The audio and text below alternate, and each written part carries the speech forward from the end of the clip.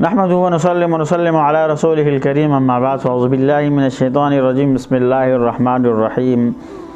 محترم سامعین، قبر کے حوالے سے مختصر سا کلمے ہیں، ضرور سماعت فرمائیے گا۔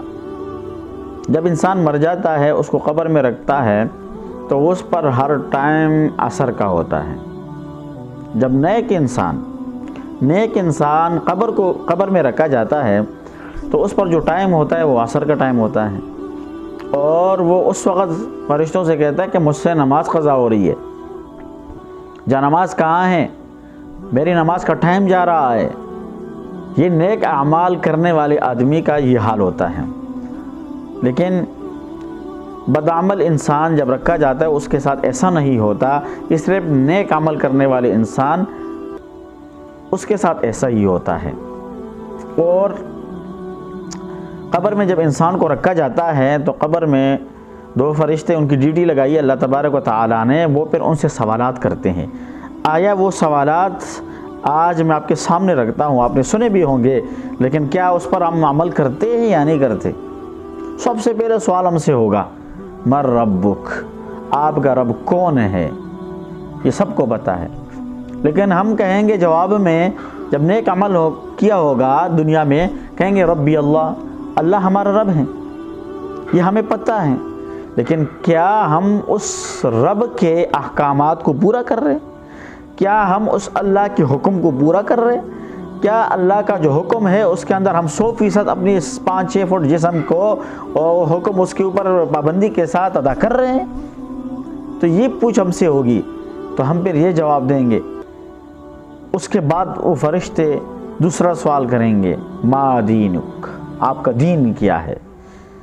تو ہم کہیں گے ہمارا دین اسلام ہے۔ تو خود آپ سوچیں، میں بھی سوچوں اور آپ سوچیں کہ اگر ہم یہ کہیں کہ ہمارا دین اسلام ہے تو ہم نے دین پر کتنا عمل کیا ہے؟ ہم نے اس دین کو اپنی زندگیوں میں کتنا لایا ہے؟ ہم نے کتنا عمل کیا ہے؟ ہم نے نمازیں کتنی پڑھی ہے؟ ہم نے آپ صلی اللہ علیہ وسلم کے حکم کو کتنا، ان کے طریقے کو کتنا اپنایا ہے؟ آیا آپ صلی اللہ علیہ وسلم کی اسوہ حسنہ ہماری زندگیوں میں ہے؟ کیا دین جو اللہ نے ہمیں اسلام عطا کیا ہے، کیا مسلمانوں والے کام ہم کرتے ہیں؟ اور اس سے اگلا جو تیسرا سوال ہے، ذرا غور سے سنیے گا، بہت مشکل سوال ہے کہ سب آپ سے پوچھیں گے من نبیک، آپ کا نبی کون ہے؟ جواب تو دے دیں گے کہ میرے نبی محمد صلی اللہ علیہ وسلم ہے، لیکن کیا آپ صلی اللہ علیہ وسلم کے اسوہ حسنہ کو اپنایا ہے؟ آپ صلی اللہ علیہ وسلم کی سنت پر عمل کیا ہے؟ کیا آپ نے آپ صلی اللہ علیہ وسلم کی سنت کے مطابق اپنی حلیہ بنایا ہے؟ کیا آپ نے سنت کے مطابق اپنے لباس کو پہنا ہے؟